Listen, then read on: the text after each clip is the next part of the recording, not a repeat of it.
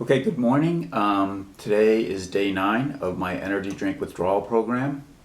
So 21 more days left, T minus 21. It's 7:30, May 4th, Saturday, May 4th. And let me start with a drink of this.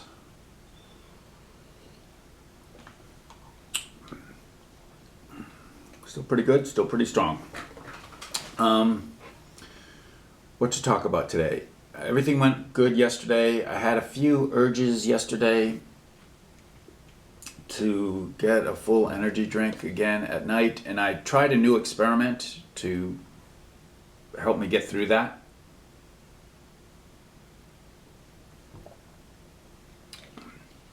And what I did is I basically just took a plain water.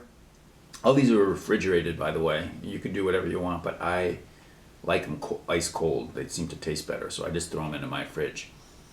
But just took some cold water and put some Koolaid in it, or any kind of powdered drink mix, because that tastes a little bit like these. I was actually going to put the Koolaid or powdered drink mix in these things originally, but they're already sweet, so I don't even need that. These are really sweet. So I drank a couple of glasses of Kool-Aid last night, and that seemed to help. And I may do that going forward as a replacement. I don't want to drink a lot of sugary drinks though.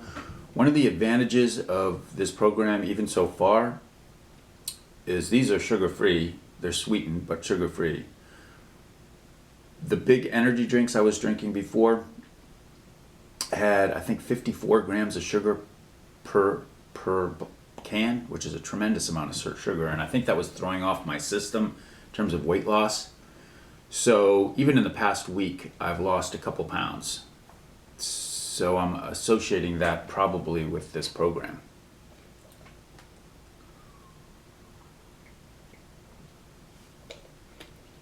But if I start associating this flavor with Kool-Aid or something similar, that may be my new drink of choice.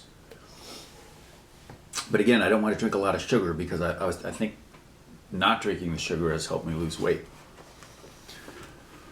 Okay, what else? Also, in terms of sleep, I mentioned one reason I want to get off energy drinks was sort of because of anxiety and anxiousness and panic attacks and things like that.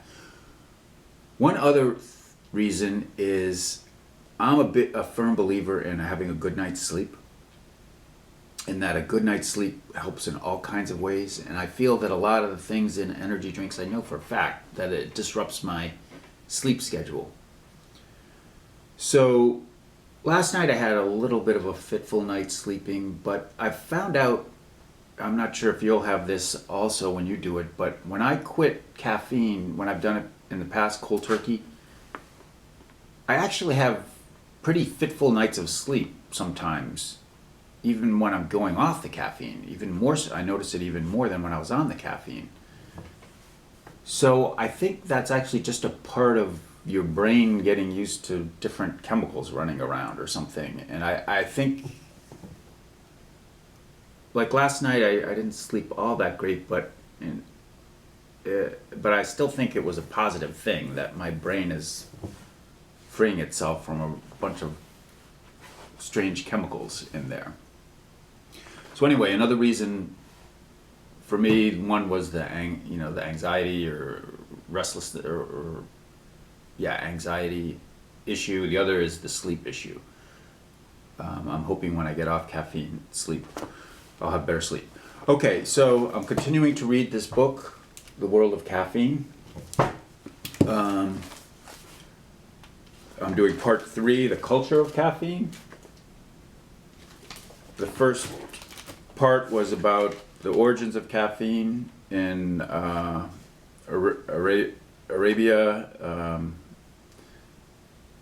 China, and the New World. The second part was how these things were discovered and incorporated into the European world. This third part is about the culture of caffeine. And I'll just read this first section, differentiating coffee and tea. Coffee and tea have given rise to a great duality, two major, largely divergent streams in the cultural history of caffeine. Coffee has become associated with all things masculine and with the artist, the nonconformist or political dissident, the bohemian, even the hobo, as well as the outdoorsman. Its use is often considered a vice, its consumption linked with frenetic physical and mental activity, intense conversation, and with other indulgences that threaten health and mental balance, such as tobacco, alcohol, and late nights of hard partying or excessive work. Tea, in contrast, is associated with the feminine and with the drawing room, quiet social interaction, spirituality, and tranquility, and is regarded as the drink of the elite, the meditative, and the temperate and the elderly. It goes on. But so I thought that was sort of interesting, comparing coffee and tea, associating coffee with more rough and tumble masculine things and tea with more like a tea party, a fancy tea party or something. They then go on to discuss two places, Japan and Europe. Japan and England, where in particular tea, they developed elaborate tea ceremonies in both cultures. Tea ceremony in Japan and in England, even to this day, they have an afternoon tea. So it sort of goes along with that first comment a little bit, but how a whole culture developed around that. There were also cultures developing around coffee, with coffee houses and things. I'm rambling a little bit, but this section is a little amorphous, I would guess you say. Then they talk about America and the culture of caffeine in America. And America pretty much jumped onto the coffee bandwagon rather than the tea bandwagon. One of the main reasons is in the American Revolution, the Boston Tea Party, the British taxed tea, and so we threw the tea over the boat in the Boston Tea Party. And we've been big coffee drinkers ever since. So a lot of countries, they either went with coffee or tea for a variety of reasons related to taxation, whether the monarch liked it or whatever, but it's all caffeine, really. Although, as I mentioned earlier, there is sort of a cultural distinction between the two. Also in America, a big thing in the caffeine story was the development of Coca-Cola and soft drinks in the late 1800s and early 19th century. And just like these other products, coffee, tea, and chocolate, when it first was developed, Coca-Cola was meant to be a medicine, actually, an elixir. And then they decided they would just market it for general consumption. And so that really changed the story because it's a sweet drink and and children drink it. So it's basically delivering this drug to children.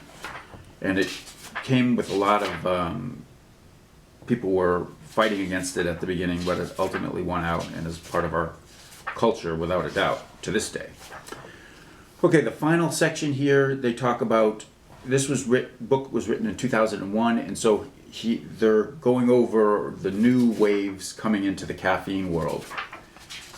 And they're talking about things like caffeine water, mixing caffeine and alcohol, carbonated coffee, a bunch of other things.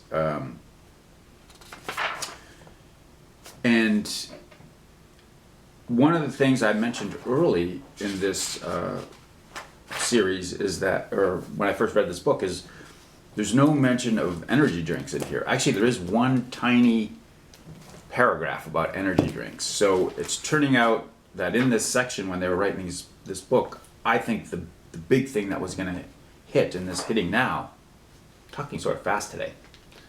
Let me see this. Hello, the last segment got cut off. I just found out that this camera only takes 10-minute segments, so I may get a little timer so that I won't run over and disrupt the video. So the point I was just making is that the last section didn't mention energy drinks as sort of something new that may hit the scene, which really has changed the world, I think.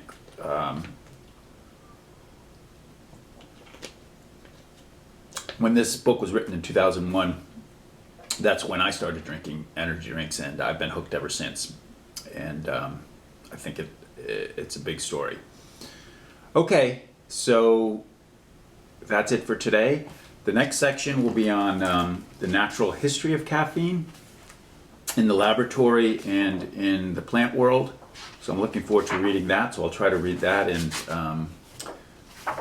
say a few things about that tomorrow. Thanks for watching.